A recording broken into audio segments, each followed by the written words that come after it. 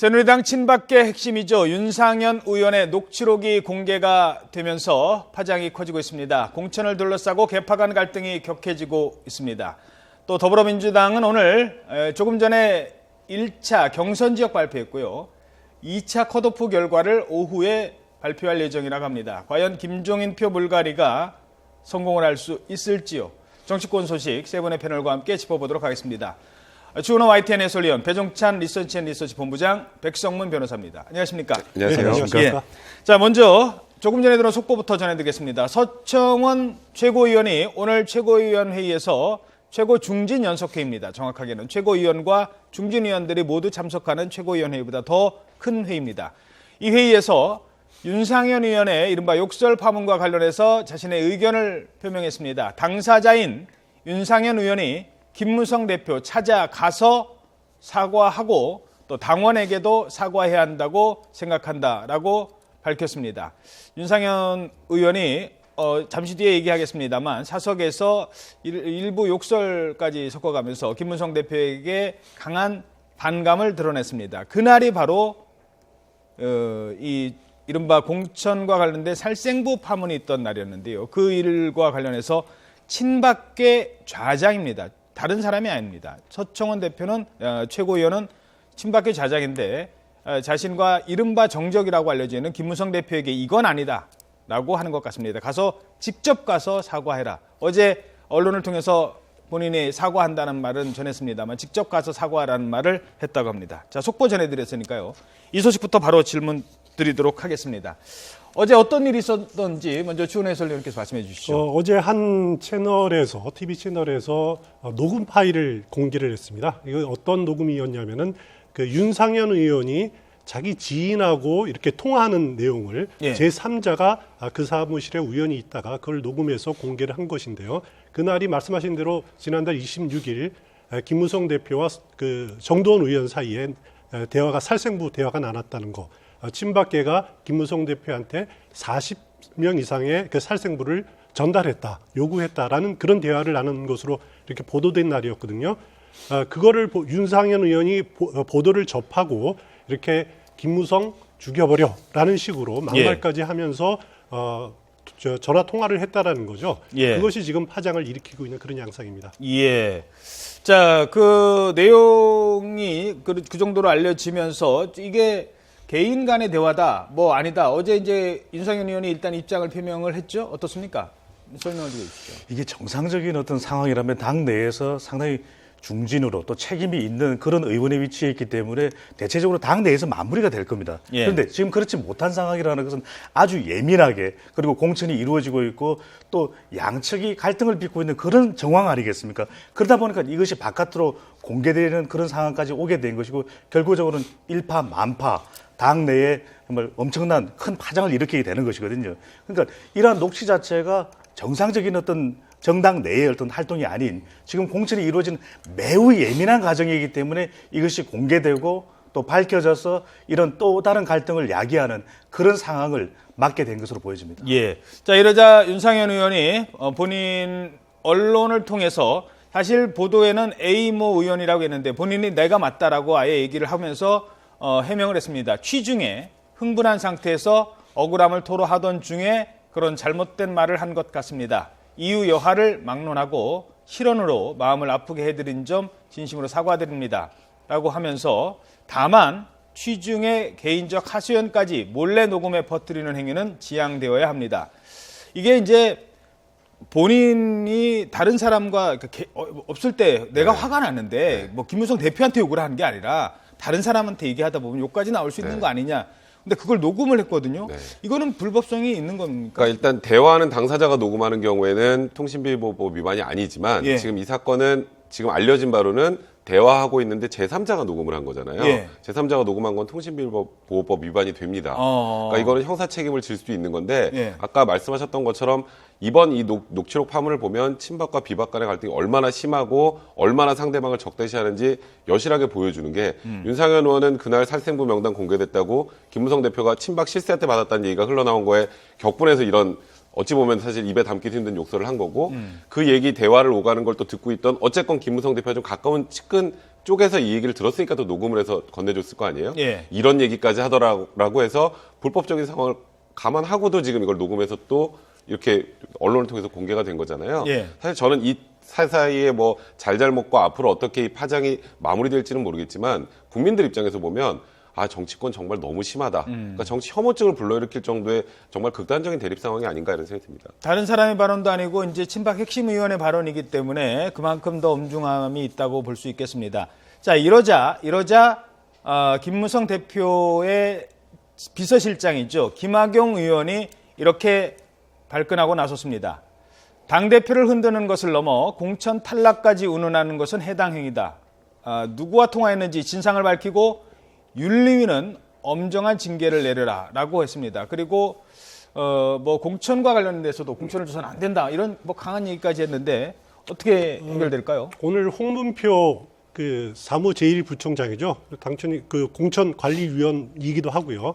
그분도 오늘 그 이 발언에 대해 이 파당에 대해서 본인이 윤상현 의원이 스스로 거취를 결정해야 된다라는 그런 언급을 했습니다. 결국 이 문제는 공천 아직 뭐 윤상현 의원 공천 여부 결정이 안 됐습니다. 상당히 영향을 미칠 거고요. 그 윤상현 의원이 어떤 선택을 할지는 좀 더 지켜봐야 될 것 같습니다. 예. 자, 그런데 이제 서청원 대표가 오늘 조금 전에 제가 이제 전해드렸습니다. 서청원 대표가 친박계 좌장이거든요. 큰형의 입장에서 윤상현 의원 가서 사과하시오. 이거는 친박 비박 이 개파 갈등하고는 전혀 상관없는 막말이기 때문에 사과하시오. 이렇게 얘기를 했거든요. 어떻게 보십니까? 선거가 코앞이라는 점입니다. 막다른 파국 국면까지 가서는 새누리당도 마이너스 그리고 대통령의 국정 운영에 상당한 부담을 줄 수밖에 없다는 것이고 현실을 생각할 수밖에 없는 것이 서청원 최고위원도 지금 공천에 걸려 있습니다. 그리고 실질적으로 이러한 어떤 공천 파장이 계속 이어질 경우에는 화성갑의 출마가 예상되는 이 서청원 의원의 본선 경쟁력도 상당히 약화될 수밖에 없다는 것이는 실제로 이 전국적인 어떤 지지율은 새누리당이 여전히 높은 편이긴 하지만 가장 많은 의석수가 걸려 있고 서청원 최고의 지역구도에 있는 이 경기에서는 더불어민주당이 상당히 바짝 뒤쫓는 그런 최근의 지지율을 또 보여주고 있기도 하거든요. 예. 그렇다면 막다른 골목으로는 갈 수가 없다. 많은 새누리당 지지층들은 기대했을 것입니다. 예. 아름다운 경선, 무리 없는 공천이 되기를 바랬는데 이러한 식으로 계속 가다가는 이러한 경선 우위증 자체가 지금 현재 이 공천 결과를 기다리고 있는 후보자들도 상당히 격앙될 수밖에 없는 분위기가 될 수 있거든요. 그럴 경우에는 이것이 이 선거 승리로 가는 이 공천이 아니라 선거 패배로 직면될 수밖에 없는 그런 위협을 느낄 수 있기 때문에 일정 선에서 봉합할 수밖에 없고 그 앞장을 서청원 최고가 하고 있는 것으로 보여집니다. 근데 이제 서청원 대표의 말은 사과하라라는 말은 당연히 이제 그런 얘기를 했지만 이쪽에서는 지금 당 윤리위, 뭐 공천 배제 이렇게까지 강하게 나오는데 그건 아닌 것 같다. 사과로 빨리 마무리 짓자. 이런 측면도 있을 것 같아요. 서청원 최고 입장에서는 지금 이렇게 그냥 언론을 통해서 진심으로 사과드린다 정도는 진정성이 없으니까 일단 김무성 대표를 찾아가서 어쨌건 지금 이게 사적인 대화에서 나왔던 격앙된 말이었으니까 예. 그 부분에 대한 얘기를 하고 진심으로 사과를 해서 만약에 김무성 대표가 그 부분을 봉합을 하면 그럼 나머지 지금 뭐 윤리위 제소나 지금 뭐 총선 불출마 문제나 이런 문제들은 어느 정도 덮일 수 있지 않을까라고 이제 서청원 최고는 생각하시는 것 같은데 이게 비박계 입장에 생각을 하면 지금 윤상현 의원의 저런 생각 아까 취중에 했던 실언이라고 표현하셨는데 사실 취중에 진담이 많이 나오잖아요. 취중 진담은 노래도 있듯이. 예. 그러니까 지금 친박계 진담 실언이 아닐 것이다. 실언이 아니고 저 사람들이 생각하는 건 이런 거다라는 거에 대한 감정적 격화가 심하기 때문에 단순히 사과를 하고 김무성 대표 받아들인다고 끝날 일인지 그거에 대해서 좀 의문이 있습니다. 윤리위로 직접 갈까요? 어떻게 마무리될 것 같습니까? 일단 저는 윤리위로 가야 된다고 생각합니다. 일반 의원을 상대로 한 이야기가 아니라 당의 대표를 당의 가장 큰 어른을 상대로 이렇게 그 죽여버려 또 아니면 욕을 하고 이런 것들은 뭐 취중이든 아니든 그건 중요한 건 아니고요. 또 그리고 이게 공천 기간이다 아니다 이게 중요한 게 아니라 반드시 이거는 당 차원에서 처리를 해야 된다라고 생각이 됩니다. 예, 알겠습니다. 자, 지금 이 새누리당 공천의 갈등의 단면을 보여주는 그런 사건인 것 같습니다. 이런 가운데 이한구 공천관리위원장이 어제 공천의 방향에 대한 발언을 쏟아냈는데 그 내용 듣고 계속 이어가도록 하겠습니다. 이한구 공관위원장의 발언 내용입니다. 19대 때 국정 발목이나 잡고 민생 문제 해결에 외면을 하고 하고한 날 아는 거는 별로 없이 옛날 아스팔트 데모하던 그런 기분으로만 국회의원 생활한 사람은 20대 국회는 절대로 들어가면 안 될 사람들이에요. 그런데 민주당에서 스스로 정리가 안 된다고 하면 우리라도 정리를 해야 될 거 아니에요. 노력을 해야죠. 킬러 투입하는 거죠. 자, 이른바 운동권 아스팔트 대목군이라고 표현을 했습니다. 국회에 들어가면 안 된다고 하면서 여기를 더민주나 야당에서 먼저 정리를 못하면 우리라도 정리하겠다라고 강하게 얘기를 했습니다.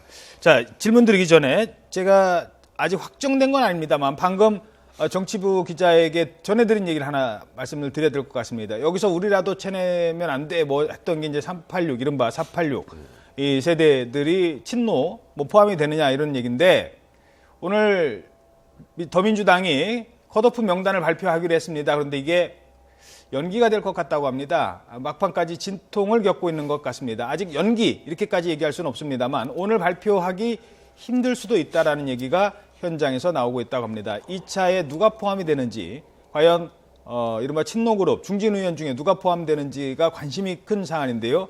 오늘은 아닐 수 있다라는 얘기도 나오고 있다고 합니다. 자, 이러면서 이제 이 발언에 이한구 그 공천위원장의 발언은 자, 상향식 공천 안 돼. 전략 공천 할 거야. 하지 마. 이러니까 이런 곳이 바로 전략 공천 할 거야라는 본인의 의중을 좀 드러내는 것도 같고요. 먼저 좀 분석을 해 주시죠. 어떻습니까? 투표일이 이제 35일밖에 남지 않았습니다. 네. 모든 지금 후보자들은 심지어는 현역까지 포함해서 이한구 공관위원장의 입에 초점이 맞춰져 있거든요. 예. 그만큼 예민할 수밖에 없는데 그렇다면 향후에 2차, 3차 그리고 마지막까지 또 결선 투표 이후에 비례대표까지의 어떤 공천 기준이 딱 두 가지가 정해진 겁니다. 하나는 예. 국정 운영의 발목을 잡은 인사, 바로 대표적으로는 야권 인사들이 될 가능성이 높다라는 거죠. 그 다음이 중요합니다. 민생 법안 통과에 걸림돌이 된 인사. 여기는 여야가 다 아우러진다라는 것입니다. 그렇기 때문에 지금 당장 발표를 못하는 것은 그만큼 지금 겨냥하고 있는 것이 이 두 가지 원칙과 관련되어 있을 수밖에 없다는 것이거든요. 그렇다면 2차는 대체적으로 수도권 상당수의 이 비박 의원들이 될 수밖에 없는 것이고 마지막까지 이 경선 자체가 치러지기 힘든 상황까지 일정으로 가서 마지막 단계에 발표할 수밖에 없는 것이 말 그대로 대구 경북, 그중에서도 대구일 수밖에 없다는 것이고요. 여기서 중요한 것은 심지어는 국민의당에서도 몇몇 반드시 이번에 공천 배제돼야 되는 인물들을 거론하지 않았습니까? 예. 이한구 공관위원장이 자당이 아니고 타당의 인사에 대해서도 그런 이야기를 한 것 중에 하나는 어떻게 보면 이것을 통해서 본인의 어떤 공천, 당내의 공천 기준을 상당히 설득력, 타당성을 높이기 위한 방법일 수는 있는데 예. 문제는 그런데 말입니다. 이렇게 타당의 인사들을 이야기할 경우에 상당히 이 더불어민주당의 지지층들이 격앙되면서 결집될 수 있는 후폭풍도 있을 수 있다는 것도 염두에 둘 필요가 있어 보입니다. 예, 그러니까 이렇게 됐다가는 정말 우리 친노 세력 다 죽는 거 아니야? 이렇게 오히려 이제 후폭풍이 올 수 있다는 거고요. 구체적으로 그러면 아스팔트 위의 대목군 또는 뭐 그 어느 사람을 뭐 이름까지 거명하실 필요는 없습니다. 아니 이한구 위원장이 거명한 인물이 있죠. 예. 먼저 이상민 예. 의원 경우에는 더불어민주당 과거에 법사위원장을 지내지 않았습니까? 예, 법사위원장. 대전 유성입니다. 예. 그때 법사위원장을 지냈을 때 법안 통과 처리를 상당히 발목을 많이 잡은 그렇게 이제 새누리당에서는 느낄 거고요. 그래서 이상민 의원을 염두에 두고 있다라고 이렇게 말을 했고요. 그다음에 정청래 의원 또 박영선 의원 뭐 이런 사람들이 거론이 됐습니다. 근데 그 킬러라는 표현을 썼습니다. 예. 우리는 보통 공천할 때 표적 공천이라는 말을 그렇죠. 쓰는데 킬러, 자객 공천이라는 말은 아마 일본에서 쓰는 말인데 나온 말 같은데 일본에서 보면은 그 이제 중의원 선거 때 보면 과거 고이즈미 총리 때 그때 그 우정성 민영화에 반대해서 이렇게 여러 중진들이 자민당을 탈당을 합니다. 그때 고이즈미 총리가 미모의 여성 관료 아나운서들을 중점적으로 이렇게 투입한 경험이 있고요. 예. 또 4년 뒤에는 민주당 오자와 이치로 당수가 또 그 자민당 중진들을 겨냥으로 또 여성들을 주로 공천한 그걸 이제 자객 공천이라고 표현을 하는데 우리도 이제 어떻게 보면 용어가 그냥 킬러란 말까지 등장하고 참 흥미롭게 진행되고 있습니다. 자, 그런데 이 자객 킬러 얘기 나왔으니까요. 이 유권자 입장에서는 아니 유권자한테 내가 사는 지역구에 열심히 일해줄 일꾼을 뽑는 게 선거지 뭐 자기네들끼리 칼싸움하고 이러려고 하는 선거는 아니지 않습니까? 그러니까 저도 그런 면에서는 굉장히 좀 부적절하다는 생각이 들어요. 그러니까 통상적으로 우리 지금 자객 공천 얘기 나오고 뭐 킬러 공천 얘기가 나오는 건 저쪽 당의 누군가를 우리가 어떻게든 떨어뜨리겠다는 예. 거 아니에요. 예. 그 판단은 정략적으로. 그 판단은 국민들이 하면 됩니다. 이분이 국회의원으로서 19대에서 의정활동 제대로 못하고 말 그대로 뭐 아스팔트의 대목군 같은 역할을 했다면 그 지역구에서 심판을 하면 되는 거예요. 위에서 이 사람을 떨어뜨리기 위해서 더 센 사람을 갖다 넣고 예. 이런 걸 보고 있으면 이 사람들이 과연 국민들을 생각하는 건지 예. 우리 당에서 저 사람이 자꾸 사사건건 반대하니까 반대하는 사람 어떻게든 떨어뜨려서 우리 당에서 하고 싶은 거 하겠다는 취지인 건지 예. 그러니까 국민들이 받아들일 때는 물론 이 정치공학적으로는 큰 의미가 있는 행동일 수 있겠지만 사실 저희 유권자들이 받아들이기에는 굉장히 좀 거북한 측면도 분명히 있습니다. 예, 알겠습니다. 자, 새누리당 얘기 하나하나만 더 하고 넘어가야 될 것 같습니다. 지금 계속 속보가 들어오고 있는데요. 아까는 그 서청원 최고위원 발언 가서 사과해 뭐 이런 사과를 해야 된다라는 발언이 있었는데요. 이번에는 친이계 이재호 의원이 한마디를 했습니다. 통화를 누구랑 했는지 그 상대방을 밝혀라라고 얘기를 했고요. 또 있죠. 공천에 관여했는지 여부를 밝혀내야 된다라고 얘기를 했습니다. 좀 더 들어갑니다. 하나 더 있는 것 같습니다. 그래도 안 밝히면 의원총회 열어야 된다 이렇게 얘기를 했습니다. 자, 오늘 회의는요. 최고위원 중진 연석회의입니다.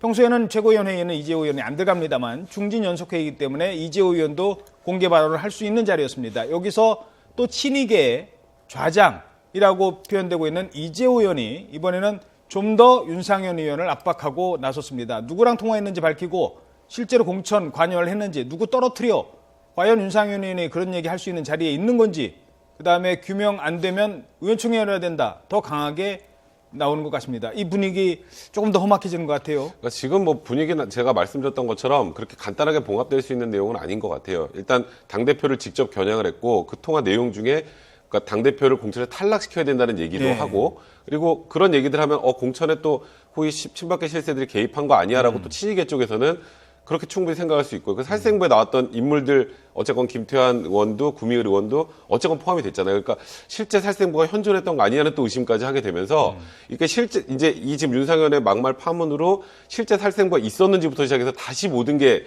원점으로 돌아와 있는 상황이기 때문에 지금 이재호 의원이 말하는 것처럼 일단 그 대화 상대방이 누구였는지 그리고 실제 관여했는지 여부에 대해서 친이계 쪽에서 계속 공세를 할 수밖에 없을 거고 그래서 제가 말씀드렸던 것처럼 단순히 사과해서 끝날 문제가 아니라는 생각이 드는 거죠. 이게 이재호가 간다. 불리한 공천은 안 된다.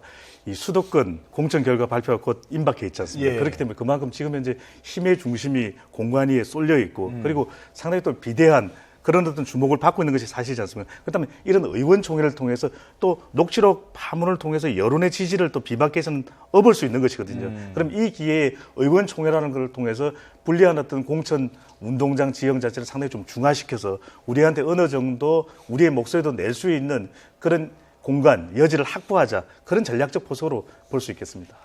예. 알겠습니다. 예.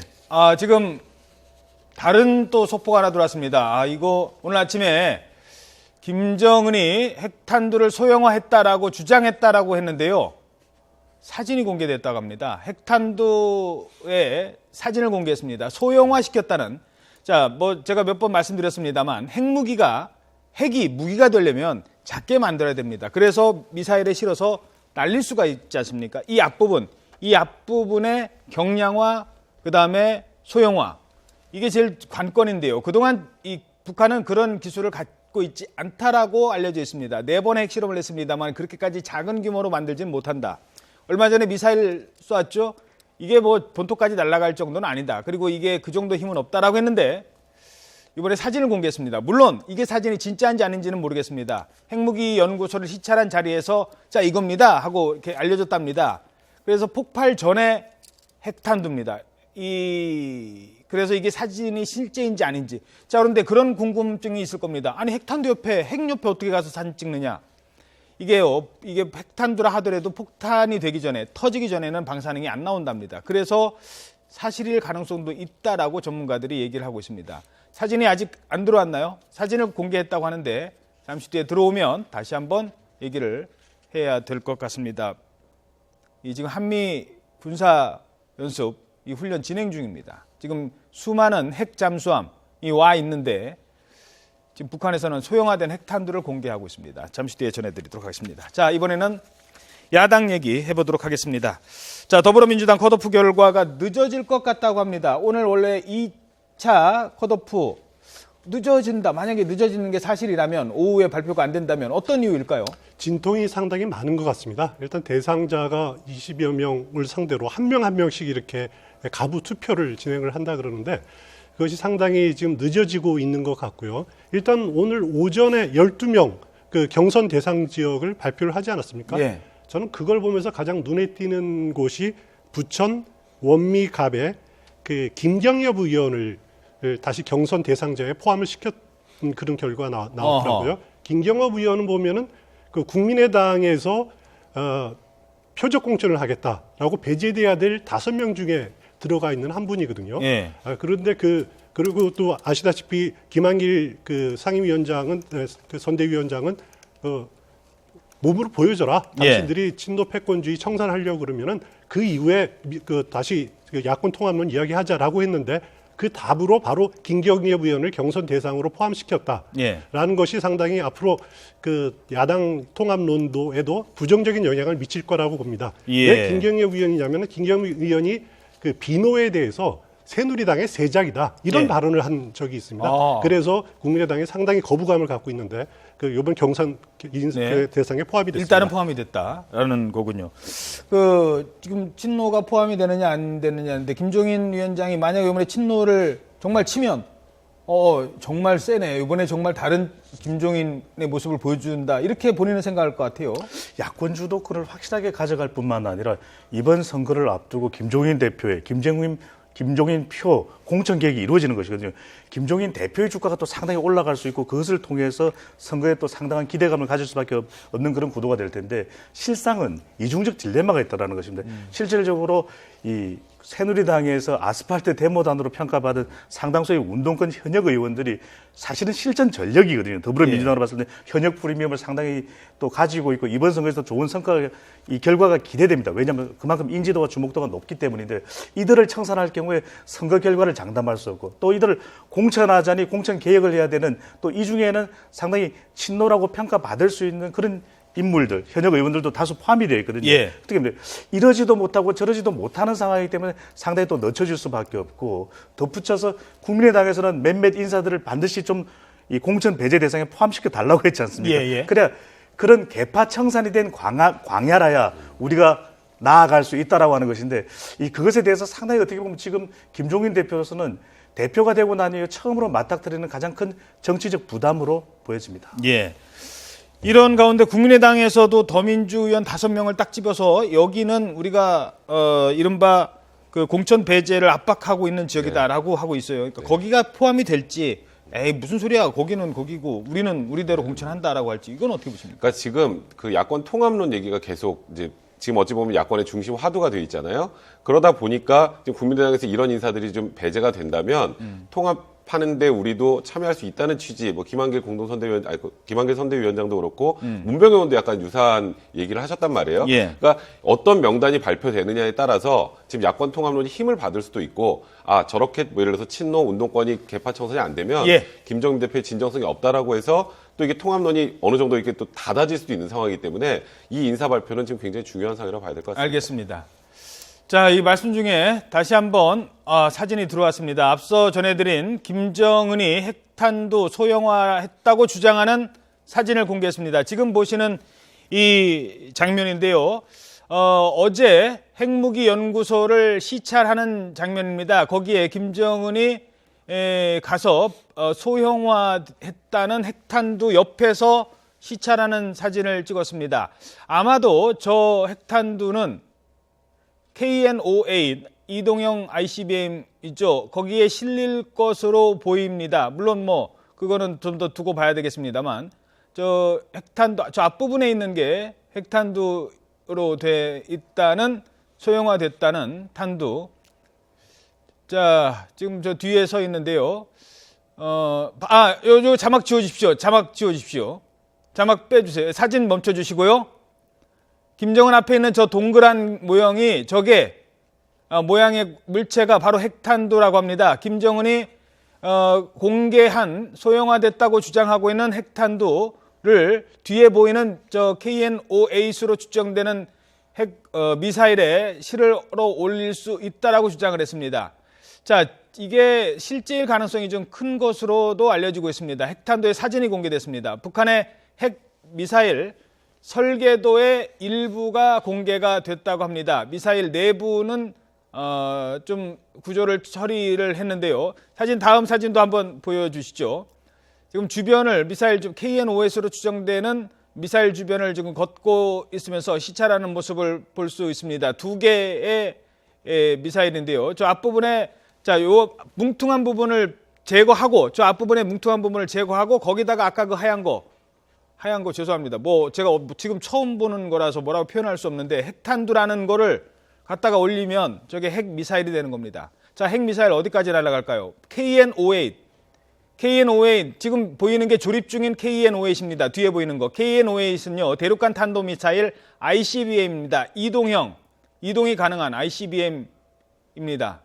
자, 이 사진을 지금 공개를 하면서 지금 한미 군사 연습 기간에 핵탄두를 공개를 하면서 또 최근에는 선제 공격 운운까지 했었습니다. 남북 간의 긴장 대치 국면이 점점 고조되는 것 같습니다. 시간 관계상 더 이상 말씀은 못 드릴 것 같습니다. 자, 오늘 세 분과 함께 정치권 이슈 진단해봤습니다. 세 분 고맙습니다.